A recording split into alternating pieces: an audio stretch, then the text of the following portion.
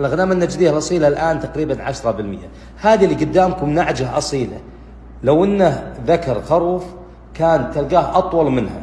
هذه يسمونها قديما كاسرة العمود، إذا علقوها بالعمدان أول على أساس يصرخونها تكسر العمود من ثقلها.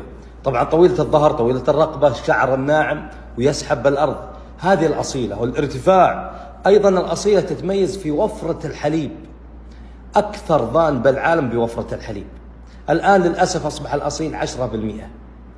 الآن الأغنام النجدية لا تتحمل الأمراض بسبب أن أكثرها هجين. الأصيلة عاشت في هذه الأرض مع قحط وعج وغبار وحر وعاشت. الأغنام النجدية لها فضل في تحسين الكثير من سلالات الأغنام المدخلة، ولكن للأسف أصحاب الأغنام المدخلة ماذا قابلوها؟ قابلوها بالنكران والسب والشتم.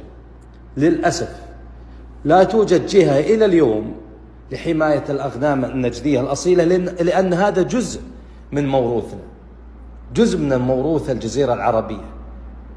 فالأغنام النجدية ضخمة، يعني عاشت في هذه الأرض. هي الأغنام الوحيدة التي تعيش في الرمال وتتحمل الرمال، يصنع منها بيت الشعر. لماذا لا يستفاد من شعرها؟ الأغنام النجدية لها شعر في رأسها الأصيل منها، والارتفاع أيضا عريضة وليست نحيفة. شوف